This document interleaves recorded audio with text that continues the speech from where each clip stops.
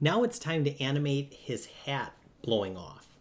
Okay, so you can see that the hat is still comprised of two pieces. And if I open up my outliner, if I open up this, I can see that here's the hat, and it is two pieces. But I could select the group of it, and I could animate that group. But if I wanted this to be one piece instead of two, I could go like this. I could go make sure I'm in the modeling menu set, and then I'll go to Mesh Combine. Now I can see that I made it as one piece. Okay. One thing that I should also point out, in the channel box here, I can see that under the inputs, it's starting to develop kind of the history of what's happening here. And then also I can see that these are the old groups that it was in. So if I do this, if I go to Edit, Delete by Type, History, now those groups that are unusable, and there's no more history left with that hat, and now it's just one object. Okay, but you might notice that the hat, because I created a new object, it got out of our nice stacked layer, and I want to incorporate that back into Snowman. So what I'm going to do is I'm going to click on Hat, and then I'm going to middle mouse click, which is the wheel on the mouse. I'm going to click it down and then hold it and bring this up until I have the two dotted lines around Snowman like that. And then if I let up, now if I open up Snowman, I can see that now it is back into that group of the Snowman. Okay, so even though it's in the group, I can still animate it separate from everything else. So to animate the hat, I'm going to decide when I want the hat to blow off. Okay, so I'm going to think about the time frame as in terms of seconds. And I'm going to think that every frame, every 30 frames is considered 1 second of animation. So if I hit play right now, if I count 1 1000, 2 1000, or I'll start from the beginning. 1 1000, 2 1000, 3 1000. Okay, 1 1000 takes 30 frames, 2 1000 takes another 30 frames, 3 takes another 30 frames. So every 30 frames is 1 second of animation. So what I'm going to think about is this. When do I want his hat to start blowing off? I don't want it to start blowing off right away. Maybe I'll wait 1 second into the animation. So I'm going to go to frame 30. And if you don't see the timeline at the bottom, make sure your workspace is in Maya Classic. Okay.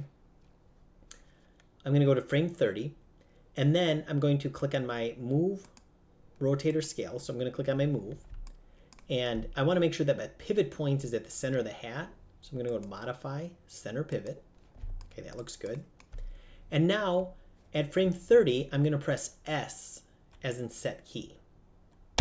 Okay, and I can see what happened. I have the hat selected, and in the channel box, all these turned red, indicating that there's a key set on that. Okay, and that's going to be kind of the starting point of the hat at frame 30. Then I'm going to say, how long do I want that hat to take to fall down? Maybe I want it to, it's kind of a windy day, maybe a couple seconds.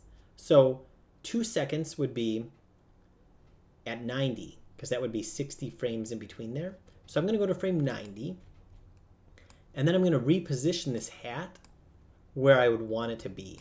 So maybe I push it over here, and I kind of even rotate it like this, and kind of bring it into the snow like that. Okay, good. It fell into the snow.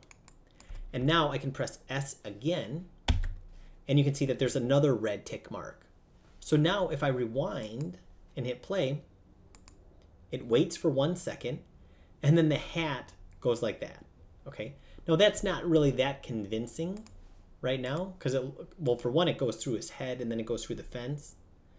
What it's doing is it's just taking a straight line from our first keyframe to our last keyframe. So what I'll do is maybe go into the middle at frame 60, and I'm going to pull this up like this.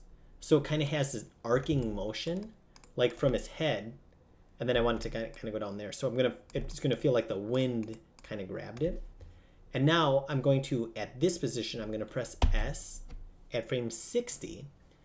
Now, if I rewind, it's gonna wait a second. Now it's gonna go up and then fall down, okay? And I feel like that's a good kind of path for it to go, but I don't really like the speed of it. I think I'm going to have it go off his head faster and then kind of float down. Okay, so instead of adding another keyframe, I can hold down Shift and I'm going to drag over this middle keyframe and I'm going to move it over here.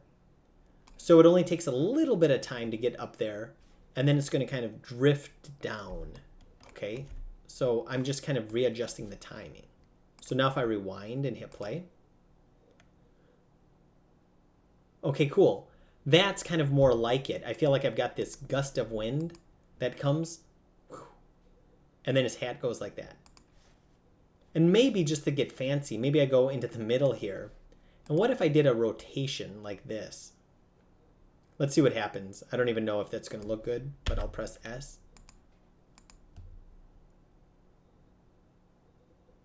Okay, not exactly. So if I didn't want that, I could select this keyframe here. I just hold down Shift and kind of drag over it, and then right click and go to delete.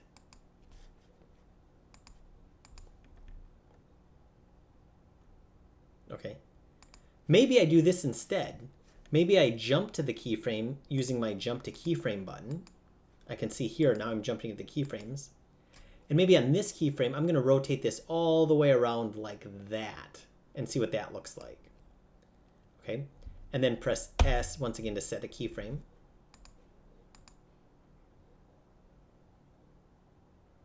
Okay, that's kind of cool. Yeah, I feel like that's the look that I want. Okay, so now, and I'm only dealing with 90 frames here. Maybe I'll go to 100 frames. So I'm going to type in 100. And now if I rewind and hit play,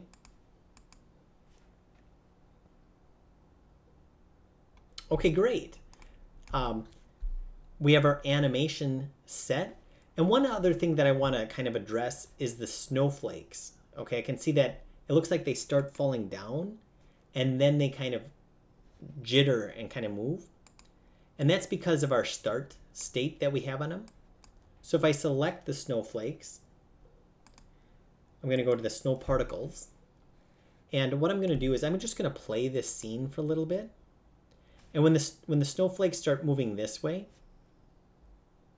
I'm going to hit stop.